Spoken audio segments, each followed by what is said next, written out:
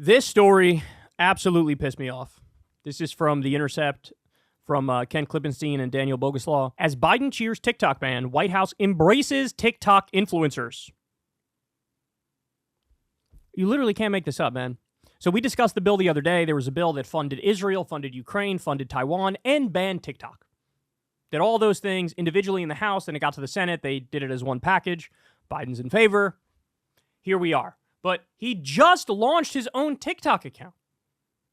That wasn't that long ago. He did his own, he's doing the whole, hey, I'm Grandpa Joe here, and look at me in my aviators, and look at me, look at my ice cream cone, bro. Look at my ice cream cone, bro. And then as he's doing that, as he's posting TikTok videos, as he's asking TikTok influencers for an endorsement, the motherfucker banned TikTok. As Congress and the national security state continue their quest to ban the TikTok social media platform in the United States, President Joe Biden has been courting TikTok influencers to help him shore up youth support for his reelection. While the administration has been publicly casting TikTok as a grave threat to American security, the White House has quietly hosted a number of influencers to pitch them on pro-Biden content. Don't jump, I need you, Biden joked to a group of TikTok influencers as he walked by the group standing on the White House balcony on his way to deliver his State of the Union speech earlier this year. In recent months, some of the biggest TikTok users, with accounts boasting millions of followers, have visited the White House, visitor logs reveal. Since September alone, some of the most prominent examples include Jason Linton, a dad who posts wholesome content about his family and whose TikTok account, Dad Life Jason, has 13.8 million followers. Michael Jinchaya, who goes by Mikey Angelo on the handle MR Grand Official, 3.5 million followers, a young entertainer who specializes in rap recap videos. Mana Swain, 1.9 million followers, theater enthusiast. Alexander Doughton, space communicator who previously worked for NASA, has 2.3 million followers. Andrew Townsend, 3.1 million followers. Alex Perlman, 2.6 million followers. He's a comedian. Josh Healthgod, 5.5 million followers. He's an LGBTQ advocate. Perhaps the biggest TikTok hobnobbing at the White House was Onaya Johnson, a viral sensation famous for his angry reaction videos, boasting 27 million followers. He visited the White House on September 27th. Johnson has since deleted his account after being arrested for domestic violence. Jesus. By the way, let's pause here for a second. What does it say about Biden that the people from TikTok who he's snuggling up to, he's not going to political content creators. He's not finding lefty, Democratic adjacent, yeah, let's go to the political accounts. Why? Because they all fucking hate him now. With the genocide in Gaza, the arming and the funding of Israel as they carpet bomb children. They're all sick of it. Yeah, maybe there's a handful of creators on YouTube or on TikTok or on some other platforms that are political that they snuggled up to, but it's few and far between. It's few and far between. They have to go to all these other, this comedian and this person and that person. Why?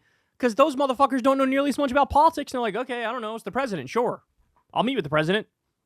I'll post some shit in favor of him. How pathetic is that, man? How pathetic is that? Jesus Christ. It's like if I hired some basket weavers to tell you how great I am at political commentary, right? It's like it's got nothing.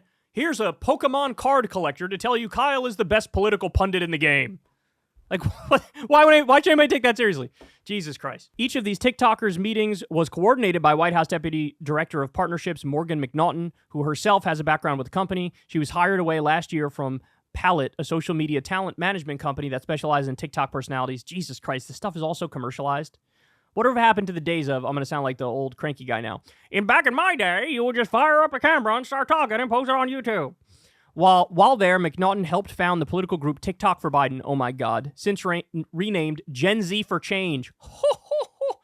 Gen Z for Change. I'm pretty sure the Gen Zers for Change are the ones who are stop the genocide. Many of the TikTok users who visited the White House are themselves represented by Palette. So, look, this is all astroturfed. In 2022, Palette received $200,000 payment from the Democratic National Committee for paid media. Oh my God. Oh my God, they're paying these motherfuckers in order to get their support. According to the Washington Post, Taylor Lorenz, Palette was paid a retainer from the DNC to cover expenses for 8 TikTok creators to travel to Washington in hopes for wooing them in the run-up to the midterm elections, resulting in an Oval Office meeting with Biden.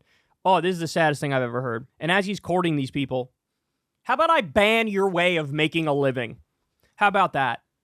Look, I know I'm talking shit, but I got nothing against these random TikTokers, right? And now this dude's trying to fucking ban your livelihood. And he wanted to snuggle up to you in the process. What a fucking snake. But honestly, look, I'm going to keep it real. I think he's too far gone mentally to even realize the hypocrisy of this, right? For all he knows, it's a different fucking platform that the people that he's coming to meet and, you know, he's getting videos with them and whatnot. Those are different people than when I ban TikTok, a big bad China or something, right? Like, in his mind, he probably thinks these things are disconnected. Because he's gonzo, son. God, I hate these people so much. You have no idea how much I hate these people. We're in a fucking election year. Biden is already struggling massively with young voters. Then what does he do? Bans their favorite social media app. What am I going to do to the guy? What am I going to do to these people? They're so gone. They're so gone. I can't. Every day it gets worse, dude. Every day. That's the show. All right, well, there you go. All right, guys, that's the show. I love y'all very much. You know the drill. Please click like, click subscribe, all that fun stuff. Click that bell icon so you get a notification every single time a video drops. Subscribe to Crystal Kyle and Friends as well. That link is below. You could tip on Patreon. I'm very thankful for that because I've never talked to an advertiser. You guys help fund this show from the ground up. No Biden visits from this guy. That's for damn sure. I am not going to go there and give this guy what he desires deeply, which is youth approval, even though he wants to do fuck all for the youth at the moment. He'd rather genocide Gaza than serve his base. But anyway, there you have it. I love you guys. I'll talk to you tomorrow. Peace. Hey, y'all, do me a favor and like and subscribe. It helps out big time in the algorithm. Click the bell as well for notifications when videos drop. And watch that video on screen right now. You know you want to.